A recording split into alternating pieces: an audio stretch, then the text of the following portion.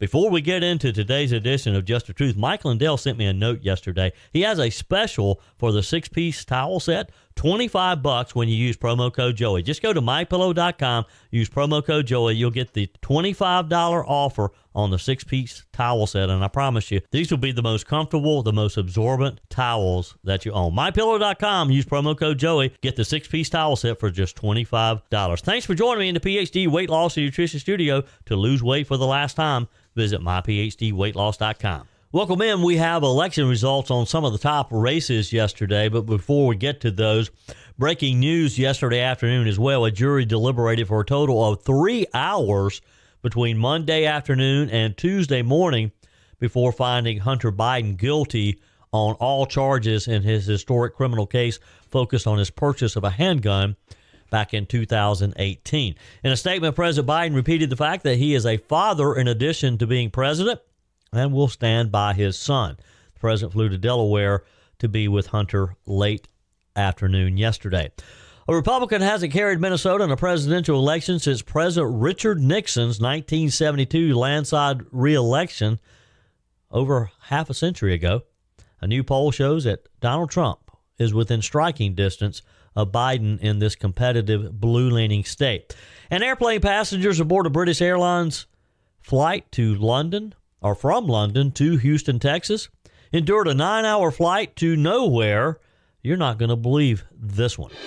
I told you we'd be back. And ye shall know the truth, and the truth shall make you free. It's Joey Hudson. I wanted to name it the Joey Hudson bill, but, you know, they don't allow you to put names on bills. But I wanted to call it the Joey Hudson bill because I know that one's been near and dear to you for a number of years. That's how it's done. Let your voice be heard. And the truth shall set you free. Here's Joey Hudson.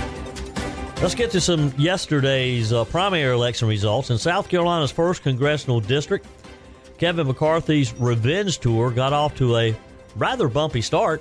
South Carolina Representative Nancy Mace, one of 8 Republicans who voted to strip the former Speaker of the gavel, and the first to face a primary this cycle, won her primary yesterday. She beat back challenger Catherine Templeton, the former head of the state Health and Environmental Department under Nikki Haley, and who was boosted by groups with ties to the ousted Speaker.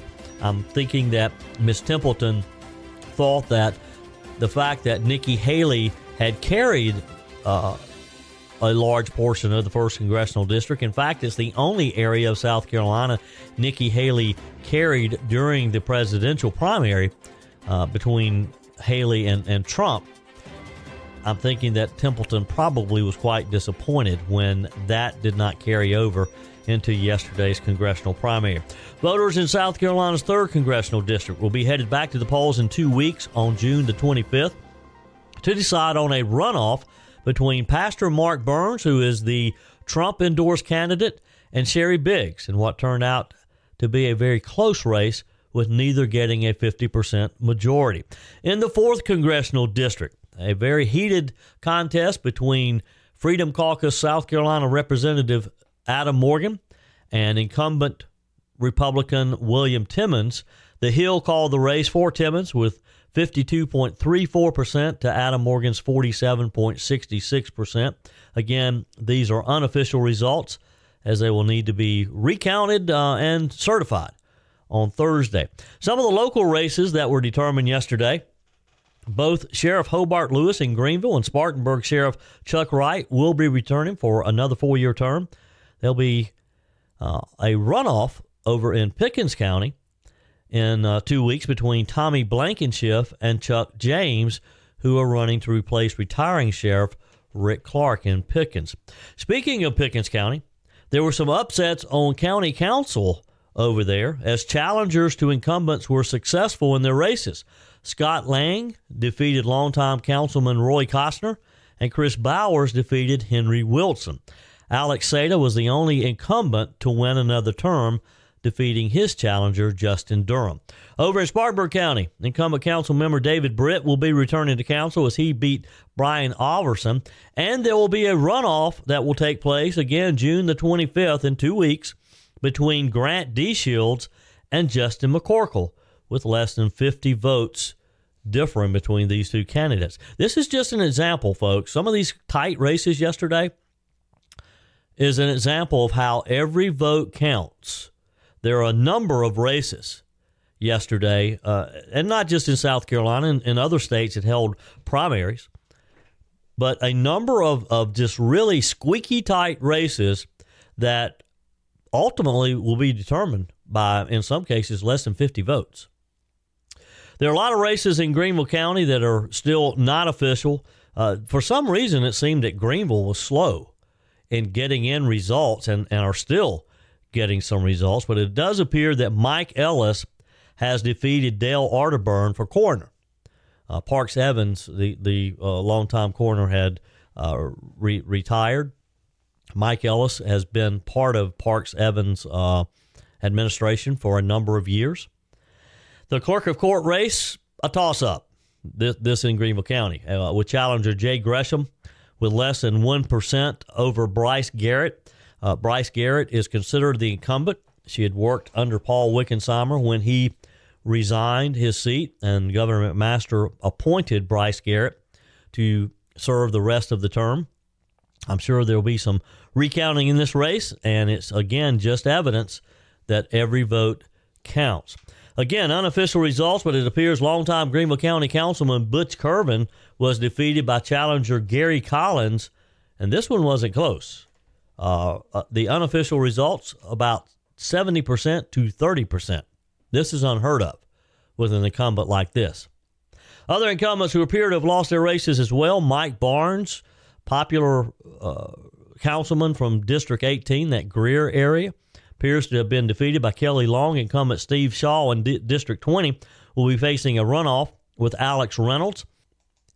In District 21, Kurt McGahee defeated incumbent Chris Harrison, and Frank Farmer and Jay Rogers appear to be headed to a runoff in that District 22 Greenville County Council race. In some hotly contested state house seats, there were some upsets there too. Longtime Representative Bill Sandifer and a committee chair of a very influential South Carolina House Committee appears to have been defeated by challenger Adam Duncan with the unofficial results of 50.6% to 49.4%. Again, another tight race and another example of how every vote counts. Also, incumbent Jay West was defeated by challenger Lee Griffin in South Carolina House seat number 7. Some of the Freedom Caucus members who were challenged and able to retain their seats, and you'll recall we talked about this, had Representative Mike Burns on just the other day, as a number of Freedom Caucus members have been challenged. A lot of money has been spent in these state house races, approaching $2 million or more from what is called dark money groups. But it doesn't appear to have been effective. For example, in House District number 6, April Cromer was one of those who had been targeted, defeated her challenger, Kyle White. Thomas Beach in House District number 10 easily defeated Pam Anthony. And my buddy Mike Burns in District 17 easily defeated Tom Bates. House District number 18, Alan Morgan beat Tremaine Booker. House District 19, Patrick Haddon, the incumbent, beat his challenger, Nate Marcinetti. Bill Chumley, House District 35, appears to have defeated his challenger, Kevin Dunn. Again, Chumley and Mike Burns, two House members who were just really targeted, some nasty mail. A lot of money spent against these two men. House District 38, Josiah Magnuson defeated his challenger, Jason Seamus. In a closer race for the open seat vacated by Jason Elliott, Greenville House District 22, it appears former clerk of court Paul Wickensheimer has defeated Stan Juvelakis, who left Greenville County Council to run for the State House.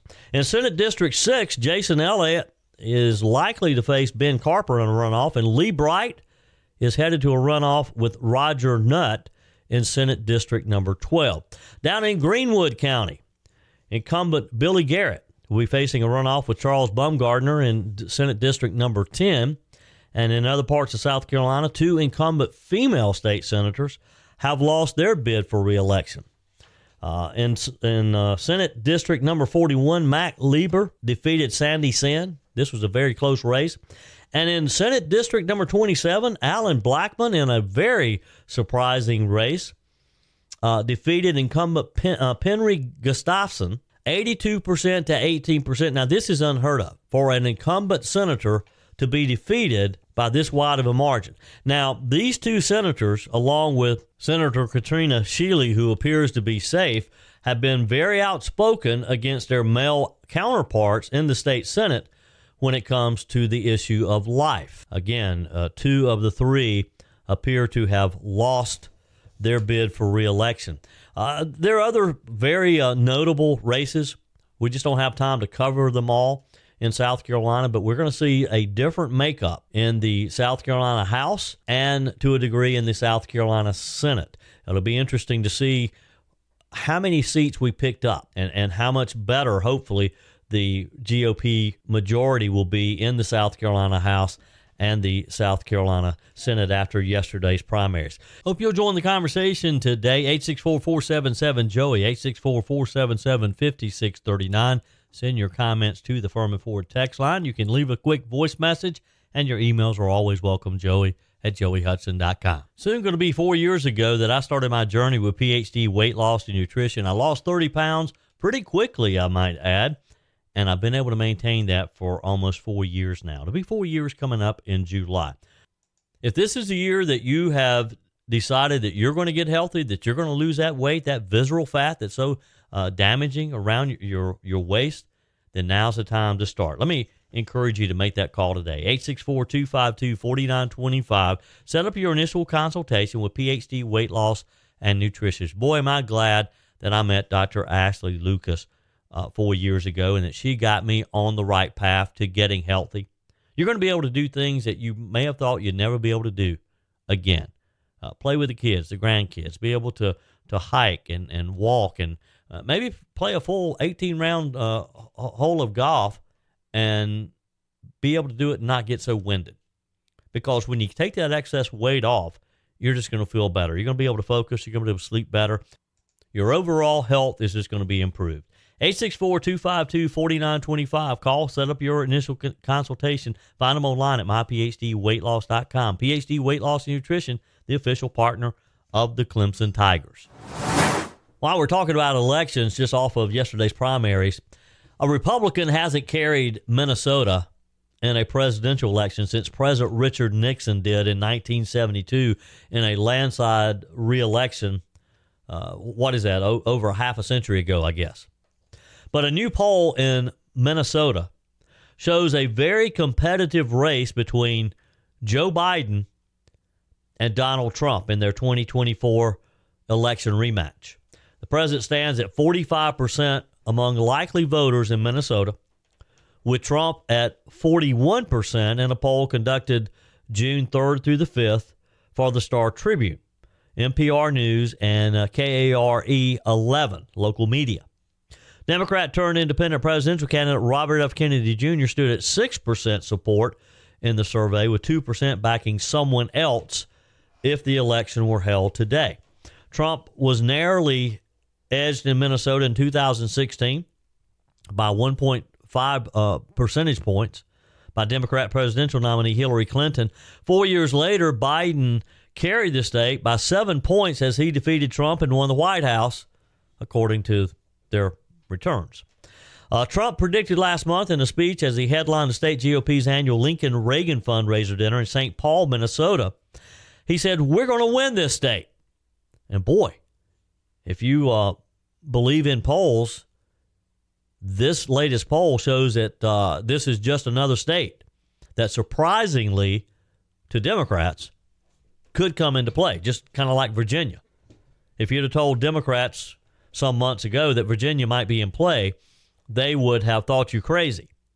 If you had told Democrats just a few months ago that Minnesota might be in play, they certainly would have thought you were crazy. But this poll shows different. And I think this is just an example. It's just another reflection of where the American people are as they think about voting on November the 5th. The poll pointed to a significant enthusiasm gap, with 63% of Trump supporters saying they were very enthusiastic about casting a ballot for Donald Trump. Now get this, compared to 31% of voters who say that they're enthusiastic about voting for President Joe Biden. And that enthusiasm, people may say, well, what difference does that make? What does that mean? Well, when you have voters who say they are enthusiastic about supporting a candidate, those people are more likely to stop what they're doing on November the 5th, if not in early voting, and go cast a ballot. Whereas these 31% who say that they're not enthusiastic, the 31% meaning that there are 69% of people who are not enthusiastic about supporting Joe Biden. They're very less likely to go vote. 800 registered voters in Minnesota were surveyed in the poll, with an overall sampling error of plus or minus 3.4 percentage points. 7 crucial swing states that decided 2020. If you take the results on as we know them, I know there's still debate on the returns, on the results on some of these states. But if you take them at face value for what the results that ended up allowing Joe Biden to move into the Oval Office, Arizona, Georgia, Michigan, Nevada, Pennsylvania, and Wisconsin, which were narrowly won by Biden, and North Carolina, which Trump carried by a razor-thin margin, will likely once again in 2024, in this rematch, will likely decide the outcome of the presidential race. Both campaigns see opportunities to expand their map. At a closed-door Republican National Committee retreat for top-dollar donors earlier this spring, this was in Palm Beach, Florida, senior Trump campaign advisor Susie Wiles and Chris LaCivita and veteran pollster Tony Fabrizio spotlighted internal surveys that suggested both Minnesota and Virginia are clearly in play for Donald Trump. Again, Democrats would have never thought they would be in this position. Never. Just a few months ago. The survey, which was shared with Fox News, emphasizes in both states, Donald Trump finds himself in positions to flip key electoral votes in his favor. And both states have sizable populations of white voters without college degrees who disproportionately support Donald Trump. Biden's campaign disagrees that either Minnesota or Virginia are up for grabs. They just don't want to accept the fact. While noting that they are not taking any state or any vote for granted, Biden campaign Battleground States Director Dan Cannon told reporters that we don't see polls that are 6 or 7 months out from a general election, head-to-head numbers certainly, as any more predictive than a weather report is 6 or 7 months out. But a weather report versus a political polling, there's a little bit of a difference there. And, of course, the Biden campaign doesn't want to lend any credibility to these polls because it hurts their fundraising. It gets some of we were talking about the enthusiasm of voters. It can really just turn your base. It can depress them to the point that they just give up. They don't want to be involved anymore. Canagan highlighted that the campaign has teams on the ground in both states engaging voters. He said, we feel strongly the Biden-Harris coalition in both Minnesota and Virginia, which has been strong in the midterms and off-year elections, will continue to be strong for us in the fall of 2024. I'm glad he's has that kind of confidence. Biden campaign spokesperson Lauren Hitt, pointing to the president's current fundraising dominance and ground game advantage in the key battleground states, argued that Trump's team has little campaign or infrastructure to speak of. They're resorting to leaking memos that say the polls we paid for show us winning. Well, they didn't pay for these. That's a misrepresentation. These media groups paid for this poll. The media in Minnesota paid for this poll. In a multi-candidate race, Biden stands at 42% and Trump at 41%, with Democrat-turned-independent Kennedy at 9%, Green Party candidate Jill Stein and independent Cornel West each at 2%. It's been 2 decades. If you want to look at Virginia, 2 decades since a Republican carried Virginia in the race for the White House as well. You have to go back to President George W. Bush, who won the Commonwealth in 2004 in his reelection victory. It's why, folks, we have to keep working. We can't give up. We have to try to talk to our friends, our neighbors, our church friends, to let them know how important this election is coming up. Hope you'll join the conversation today. 864-477-JOEY, 864-477-5639. Send your comments to the Furman Ford text line. You can leave a quick voice message, and your emails are always welcome, joey@joeyhudson.com. Whether you're replacing a broken appliance or maybe you're just upgrading, you're totally remodeling the kitchen, when it's time to get those new appliances, when you're ready for them, you don't want to have to wait weeks or even months to get started using them, right? Well, that's not the case when you shop with my friends at Discounted Appliance Warehouse. With over 11,000 square feet and 1,500 appliances at any given time, you can buy today and use today quite often. I'm talking about shopping with my friends at Discounted Appliance Warehouse in Pickens. It's worth the short drive over to Pickens. Jeff, Johnny, Kyle, the whole team over there, they'll take good care of you. They have an award-winning service department, expert installation, extended warranties, and at Discounted Appliance Warehouse, they treat you like family. You're more than just a credit card swipe to all the team over there. Discounted Appliance Warehouse, they're proud to offer Speed Queen, the only washer and dryers with manufacturer's warranties that cover parts and labor. You owe it to yourself, if you're looking for a new appliance, to head over to Pickens to Discounted Appliance Warehouse online at dawpickens.com, dawpickens.com. So here's what you've been waiting for. I know we've talked about the election results and various things. Hunter Biden found guilty on all charges yesterday in this historic criminal case focused on his purchase of a handgun in 2018. The jury deliberated for 3 hours between Monday afternoon. You may recall Monday, they deliberated for about an hour or so when they decided to recess until yesterday morning when they came back together and deliberated for just a while longer. Hunter Biden found guilty of making a false statement in the purchase of a gun, making a false statement related to information required to be kept by a federally licensed gun dealer, and possession of a gun by a person who is an unlawful user of or addicted to a controlled substance. Hunter Biden said in a statement following the verdict, quote, "I'm more grateful today for the love and support I experienced this last week from Melissa, my family, my friends, and my community than I am disappointed by the outcome. Recovery is possible by the grace of God, and I'm blessed to experience that gift one day at a time," obviously referencing his issues with addiction. Biden's trial this month lasted about 6.5 days. It was much faster than I thought it was. Did you think it was going to take longer than the 6.5 days that it did? I really did. I thought it would drag out for a while. He really did not present that much of a defense. A day and a half maybe in his defense? Of course, when you're guilty and you know you're guilty, I don't guess there's much of anything you can do by way of defense, right? The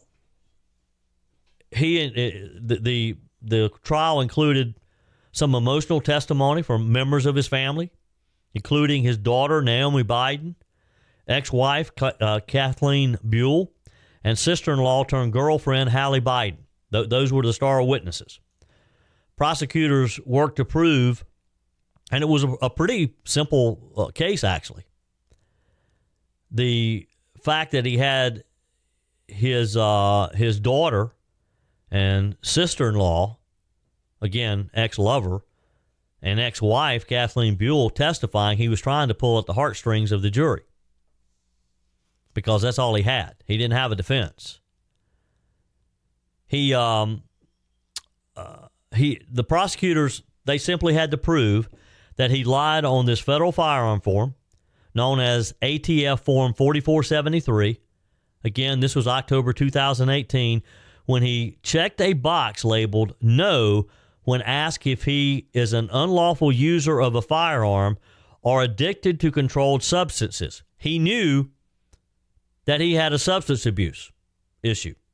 He knew that when he checked that box. Now, some might say, well, that's just a minor detail. Well, the box is on that form for a reason. Hunter Biden purchased the gun from a store called StarQuest Shooters and Survival Supply in Wilmington, Delaware, his home state. Biden was still just kind of stood still as the verdict was read. Didn't really have much emotion. He looked ahead with his wide eyes as the guilty verdict was announced, according to those inside of the courtroom. Ahead of the verdict, he appeared more upbeat than he did during the trial. He flashed a smile, it is reported, at his defense team early yesterday morning as they were beginning or knew that they were about to hear the jury's verdict. He also examined jurors as they walked into the court around 9 a.m. He seemed to be staring, looking at them. I guess had the idea that, he would just stare them in the eyes. The jury appeared ahead of final deliberations with some slightly smiling as they poured into the jury box. Later, once all the counts were read, he turned around and hugged a member of his legal team. He then stood up, smiled widely at his attorney, Abe Lowell, and the two hugged. He kissed his wife, Melissa Cohen, and they left the courtroom. His uncle, James Biden, appeared to look angry and upset. Look, Jim Biden's just hoping that he's not the next one in court. He's just hoping he's not the next Biden family member who has to go before a jury. Over on NBC, as the mainstream media are trying to make sense of the Biden conviction, NBC News chief political analyst Chuck Todd declared, are you ready for this? Because only Chuck Todd could come up with this. And he had to dig deep for this one. Chuck Todd declared that the conviction of Hunter Biden is a big blow, quotations, a big blow to Donald Trump.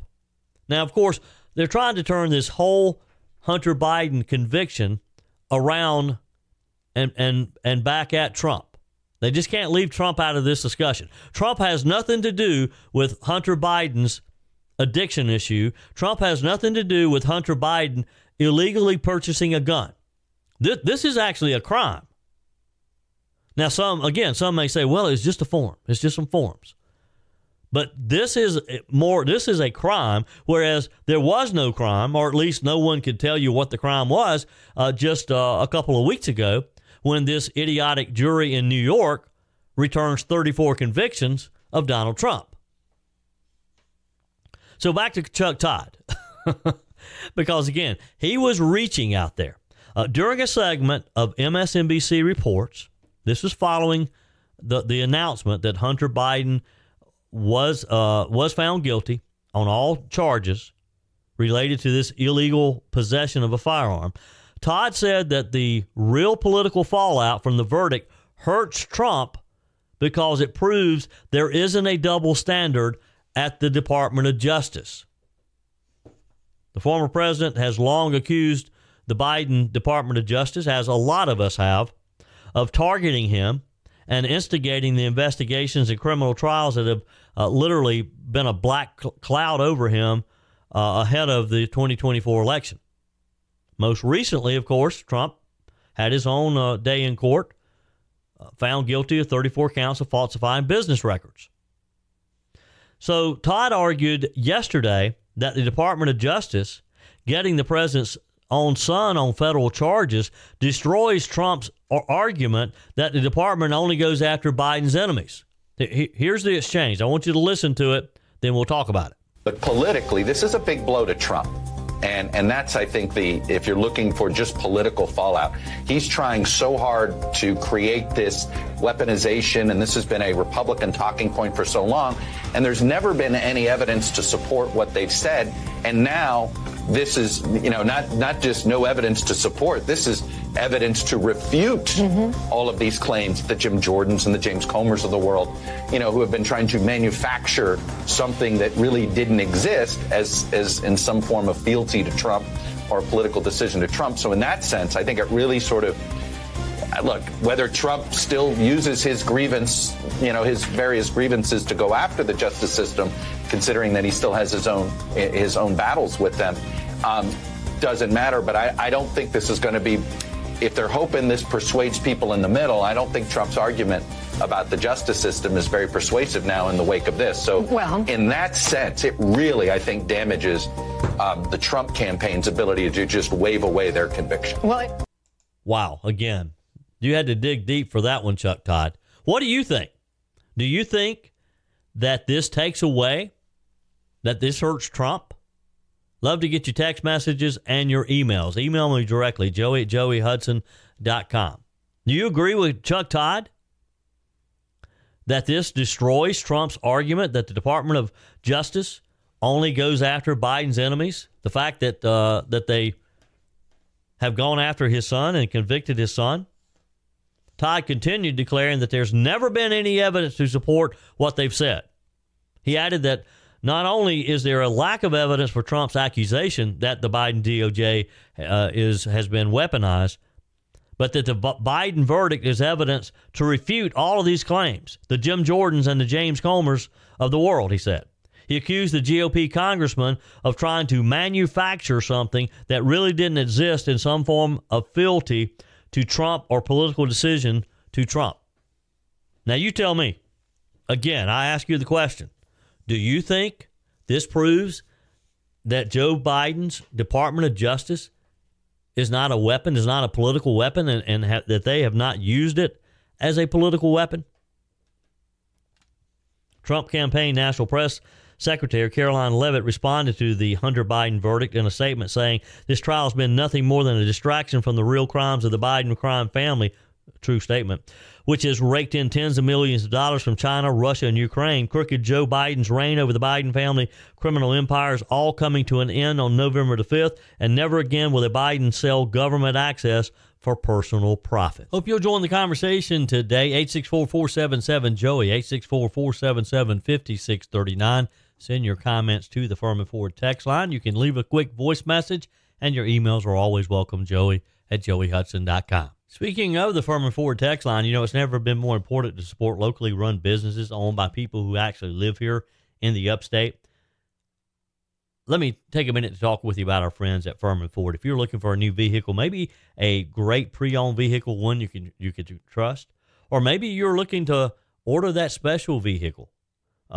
Either way, if you want a new one, a brand new one, or a pre-owned that you can trust, the folks at Furman Ford, they're there to help you.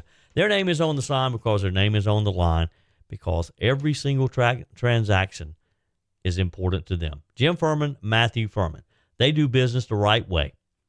When you stop by, when you give them a call, or maybe when you just send them a quick email, you're always going to have access to a member of the Furman Ford family. And by the way, they also offer great service, and you're not going to have to wait weeks and weeks to get it done. And you do not have had to purchase your vehicle at Furman Ford. Doesn't even have to be a Ford. They service all makes and models. Visit my friends at Furman Ford online at furmanford.com, furmanford.com. On the text line, Faye writes, "Joey, likely Dr. Jill will keep propping Joe up. She likes living in the big house way too much to let him walk away into the sunset.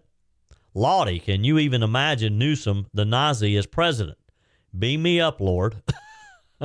Faye, oh boy, yeah, that is a tough one to try to swallow, to think of Gavin Newsom as a president. I still stand by my prediction that Joe Biden's name will not be on the November 5th ballot. I just don't quite know who's going to be on there. And I just don't quite know how they're going to navigate that, because I don't know what they're going to do with Kamala. How do you tell the little brown girl that she can't be on the ticket? How do you tell her and her progressive friends that there's no place for her without just tearing the party apart? Texter, this is Tony, says, "Joey, my question to you is, why does politicians always think Raises taxes is going to solve the problems. Well, I can tell you the real reason. Tell them to stop spending on unnecessary things, not helping the people who elected them. Tony, unfortunately, politicians have never seen a dollar they don't like to spend. Not all of them. To be fair, there's some very fiscally conservative and responsible people serving in public office. Unfortunately, they're not the majority. And it's just too easy to spend your money, my money, than it is to fight the feeling not to. Texter, this is Dom from Illinois. Oh, good to hear from you, Dom. Joey, pray all is well at the Mara Hudson estate. Thank you. You've been listening to Mike Gallagher, haven't you? All the talk radio news personalities keep saying that Americans are concerned about Biden's age. That's really not the facts. Americans are concerned about Joe's cognitive status more than his age. Good point, Dom. President Trump is up there in age as well. But compare the two. Biden is a feeble old man that is hanging on to his mental status by a thread and a few medications, most likely. And President Trump is a super active man that has the energy and cognitive ability of a much younger man. Look, he has more energy than I do. There's no way I could keep up with this man's schedule. Dom says it's not the age, Joey. It's the ability to do the job. If Biden is old, feeble, and lacks mental clarity that he can't be held responsible for crimes committed, why on earth would anyone believe that he is capable of handling the most powerful position in the world? Obviously, he can't. Be well and stay safe, Joey. Talk with you soon. Dom. Thank you, Dom. It's always good to hear from my friend in Illinois. Susan writes, I listened to that clip of Nancy Pelosi supposedly admitting responsibility for the lack of security on January the 6th. She sounded drunk. Well, Susan, let me tell you why she sounded like that. And I probably should have clarified this because I watched the video, obviously. You listened to the audio. I watched the video. She had a mask on. Now, remember, this was in the middle of COVID. And this is when people were wearing masks everywhere they went at times, particularly the Democrats like Nancy Pelosi. So that's why she sounded like she was just muffled and like she was mumbling, because she had this mask on. Albert writes, good morning, Joey. Knowing how you love history and someone's firsthand experience in World War II, look up an interview the Marietta Daily Journal did with my father, Leroy Poor, in 2017. It's titled Memories of War, Leroy Poor. This was the first time that I heard him discuss his time in service. He never allowed the horrors of what he went through in war control his life. He was a loving husband and father of 4 boys. He died of a broken heart a couple years after Mom passed away. His mind was sharp all the way to the end, a great man. Well, thank you for that, Albert. Thank you for sharing that with me, and I'm certainly going to read about your dad.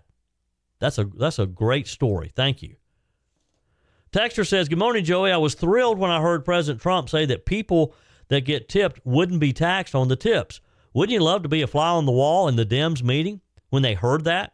Why didn't we think of that, they probably said. We're going to have to turn it around to make it look like it's our idea, they're thinking.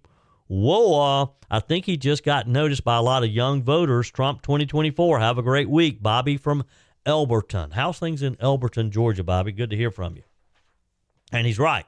When Donald Trump made the announcement in Nevada, Las Vegas, Nevada, that he didn't think we should be taxing the tips of waitresses and service-oriented jobs, he got the attention of a lot of Americans, didn't he? Our text of encouragement today from Joel. We all have dreams, but in order to make dreams come into reality, it takes an awful lot of determination, dedication, self-discipline, and effort. You're right, and a lot of prayer as well.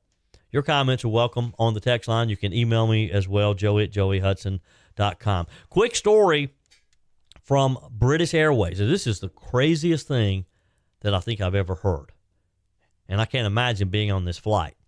A British Airways flight was on its way to Texas.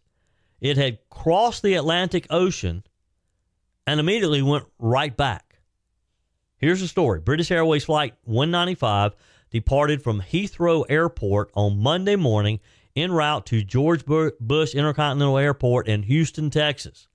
According to online flight tracker, Flight Radar 24, the Boeing 787-9 Dreamliner was in the air for 5 hours before its diversion.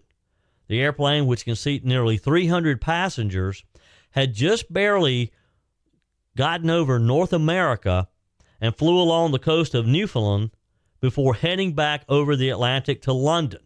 Passengers and crew had traveled over 4,833 miles at the end of the 9-hour ordeal and still no closer to the desired destination. Now, when asked, British Airways said that the mishap happened as a result of a minor technical issue. They said the flight returned to London Heathrow as a precaution due to a minor technical issue. It landed safely and customers disembarked as normal. Well, if there was a technical issue, why would you turn around and fly another, 4 hours back? Why wouldn't you land immediately somewhere? The airline said, we've apologized to our customers for the disruption to their journey. You think? These poor people thought that they were almost to the end of their flight, and then learned that they've just turned around and they're going back. Social media users were stumped by the move to divert back to Europe instead of landing at a nearby airport. One ex-user questioned, why not land in Halifax or nearby? It's a good question, valid question. Another wrote, I feel for the people in coach having went through a long flight already and then knowing they'll have to go through it all over again. Other commentators found the humor in the situation. One said maybe they realized they were supposed to go to the original Houston in Scotland. Another said still on the plus side, they didn't end up in Houston. Well, it is hot in Houston. But really, why would you go all the way back? If you had a technical issue, wouldn't it have been safer to have landed somewhere in Canada or the closest airport instead of backtracking the entire 4 hours or so? None of it makes sense. That's it for today's edition of Just the Truth. Thanks for joining me in the PhD Weight Loss and Nutrition Studio. To lose weight for the last time, visit myphdweightloss.com. If you haven't joined our mailing list yet, visit my website, joeyhudson.com. Just click on the Connect with Joey button so that you can receive our emails and the most up-to-date news. Also, find me on YouTube. Be sure and like, subscribe, follow me on my YouTube channel. Just search for Joey Hudson. Appreciate you spending a few minutes of your day with me. Be sure and forward this edition of Just the Truth to some friends. Just click on the share button. Send it to a few of your contacts, because if we're going to build our community and we're going to win in the June primaries, and if we're going to win in November especially, we got to build an army of conservatives. The way we beat Joe Biden is through educating people, and no better way than encouraging them to listen to Just the Truth. Hey, keep those comments coming via the Furman Ford text line, 864-477-JOEY, 864-477-5639. Your emails always welcome as well. Joey@joeyhudson.com. Don't forget to take advantage of the MyPillow special, $25 for the My Towels 6-piece.